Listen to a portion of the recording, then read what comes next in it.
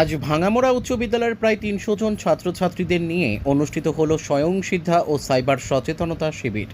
উক্ত শিবিরে স্কুলের ছাত্রছাত্রীদের মধ্যে বাল্যবিবাহ নামক সামাজিক অবক্ষয়ের প্রতিরোধের পাশাপাশি ক্রমবর্ধমান সাইবার জালিয়াতির বিরুদ্ধে কী রক্ষা কবচ অবলম্বন করা উচিত সে বিষয়ে বিশদে আলোচনা করেন মাননীয় শ্রী সুপ্রভাত চক্রবর্তী, মহকুমা পুলিশ আধিকারিক, আরামবাগ মহকুমা, পরশুরা থানার ভারপ্রাপ্ত আধিকারিক শ্রী শুভজিৎ দে, আরামবাগ মহিলা থানার ভারপ্রাপ্ত আধিকারিক মাননীয় পাপিয়া বিশ্বাস, বিদ্যালয়ের প্রধান শিক্ষক মাননীয় শ্রী উৎপল রক্ষিত মহাশয় ও অন্যান্য পুলিশ আধিকারিকগণ এবং স্কুলের অন্যান্য শিক্ষক শিক্ষিকাবৃন্দ।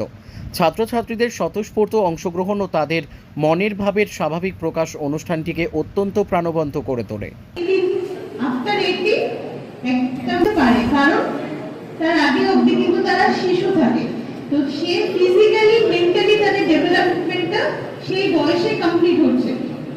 That time they become adult, তারা প্রাপ্তবয়স্ক হচ্ছে, মানে তাদের ম্যাচুরিটি একটা লেভেলে আসছে। তো এবার যদি এখন তো সবসময় শুনতে পাও, আমরা থানায় সবসময় পাচ্ছি এরকম যে একটা মেয়ে তার 20 বছর বয়স, সে কোলে একটা বাচ্চা নিয়ে এসে তার হাজবেন্ডের নামে কমপ্লেন করছে যে আমার হাজবেন্ড আমাকে খুব মারধর করে, এবং তার হাজবেন্ডেরও বয়স হয়তো খুব বেশি, 21 কি 22।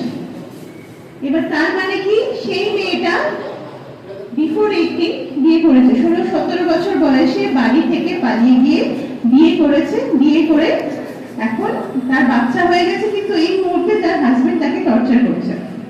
তাহলে কি হলো? এটা তো তোমরা অনেক সময় শুনেছো এরকম ঘটনা। 14-15 বছর মেয়েরা চলে যাচ্ছে বাবা মার অমতে বাড়ি থেকে পালিয়ে গিয়ে, তাতে কি হয় জানা আছে? Any idea? ধরো একটা 14 বছরের মেয়ে বাড়ি থেকে চলে গেল, তাহলে কি করবে তখন? বাবা মা এসে থানায় জানাবে। তখন কি হবে? একটা কেস হবে, কেস লজ হবে, এফআইআর হবে। তো সেই অনুযায়ী তখন তদন্ত শুরু হবে। তো তদন্ত করে মেয়েটাকে কিন্তু ঠিক আমরা খুঁজে পাবো। সে যত দূরেই থাক, তাকে আমরা ট্রেস করে ঠিক নিয়ে আসবো। তখন নিয়ে এসে কি হবে? তখন কিন্তু তাকে আর বাড়িতে তখন সেই মুহূর্তে পাঠানো যাবে না। সিডব্লিউসি বলে একটা, জানো সিডব্লিউসি কি? Child welfare committee. তো তাদের নির্দেশে কিন্তু সেই মেয়েটাকে হোমে রাখা হবে। বুঝি যা ভাবি তা বলতে পারি না, সুতরাং যতটা বলতে পেরেছি আশা করা যায় তার থেকে একটু বেশি বুঝেছি। সেই জন্য আমি আশা করবো যে 2-3 জনা, যেমন সে আমরা গল্প বলি না যে ওই তোমার ভাতের হাঁড়ি থেকে দুটো ভাত টিপলে বোঝা যায় ভাত কেমন হয়েছে। তো আমার খুব ভালো লাগলো যে তোমাদের মধ্যে যারা ইন্টারাকশন করেছো, তোমরা খুব স্বচ্ছ চিন্তা আছে তোমাদের মধ্যে, তোমরা খুব অত্যন্ত ভালো করে বুঝতে পেরেছো আমরা কি বলতে চাইছি। আশা করবো যারা আমাদের সঙ্গে ইন্টারাকশন করলে না, তোমরাও বুঝেছো। আমরা শুধু কিছু জিনিসে খুব জোর দিয়ে থাকি, অনেক কিছু আলোচনা হয়েছে, ওগুলো বারবার বলবো না আমি, তোমরা বোর হবে। 2-3টে জিনিস আমরা দেখি সবসময়, সেগুলো তোমাদেরকে বলি। এক হচ্ছে যেটা সোশ্যাল মিডিয়া নিয়ে আলোচনা হচ্ছিল, তোমরা দেখবে সোশ্যাল মিডিয়া যারা সবাই ব্যবহার করো, আমি জানি, যদি না বলো আমি তাহলে খুঁজে খুঁজে বার করে তোমার মাস্টারমশাইকে পাঠাবো তোমাদের প্রোফাইল এক একদিন।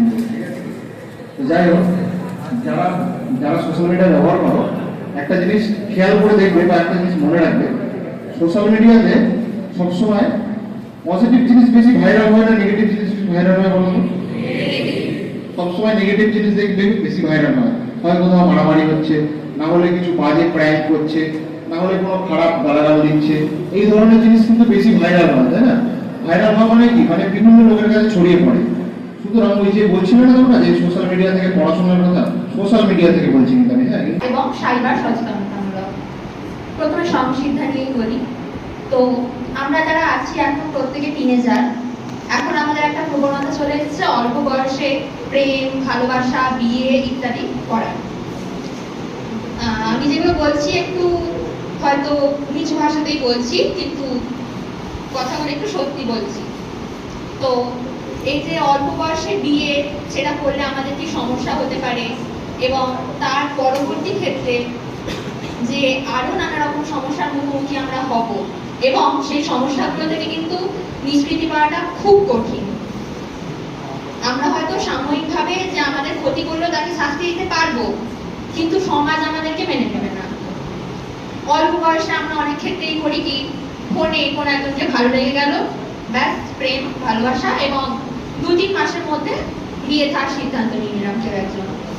কিন্তু এগুলো করা যাবে না, ওনারা আমাদের সেটাই এতক্ষণ ধরে বোঝালেন।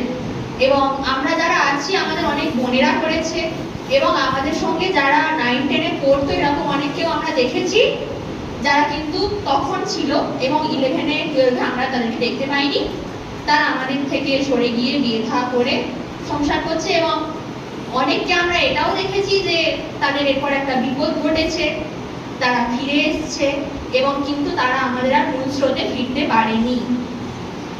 এই সময় অনেক প্রলোভন আসবে, খুব ভালো, মানে এই একটা কথা আছে, তোমায় ছাড়া আমি বাঁচবো না। এটা কিন্তু মানে খুব মারাত্মক একটা কথা, যে তোমাকে বলছে তোমায় ছাড়া বাঁচবো না, সে এর আগে অনেক কাউকে এই কথাটা বলে এসছে। সে সবাইকে ছাড়াই বাঁচবে, যার বাঁচার হবে সে সবাইকে ছাড়া বাঁচবে, আর যে এটা বলেছে যে তোমায় ছাড়া বাঁচবো না সে এমনিও বাঁচবে না। সুতরাং তার কথা ভাবার অত কোনো কারণ নেই। আর এটার পাশাপাশি চলে আসছে সাইবার ক্রাইমটা। তো অনেক ক্ষেত্রে আমাদের হয় কি যে কোনো একজনকে খুব ভালো লেগে গেছে, এবার সে আমাদের ছবি চাইবে, তারপর কোথাও ঘুরতে যেতে বলবে, ইত্যাদি সব করবে। তো আবেগের বসে হ্যাঁ খুব ভালো বন্ধু তো, এই ছবিটা পাঠিয়ে না, এগুলো করা যাবে না। স্যার আমাদের তার খারাপ দিকগুলো সম্বন্ধে বললেন। তারা আমাদের সেই ছবিগুলো নিয়ে এআই জেনারেট করে যথেষ্ট নোংরা নোংরা ছবি বানিয়ে সেগুলো সমাজ মাধ্যমে ভাইরাল করে দেবে। এবং তার ফলস্বরূপ কি হবে, সেগুলো সমাজ মাধ্যমে ছড়িয়ে পড়া মানে আমাদের চারপাশে প্রত্যেকে সেটা দেখবে, আমাদের স্কুলের বন্ধুরা দেখবে, আমাদের গার্জেনরা দেখবে, পাড়া প্রতিবেশী টিচার সবাই দেখবে। এবং আমরা নিজেরা জানি আমরা সেই দোষটা করিনি, কিন্তু আমরা সেটা কাউকে বিশ্বাস করাতে পারবো না।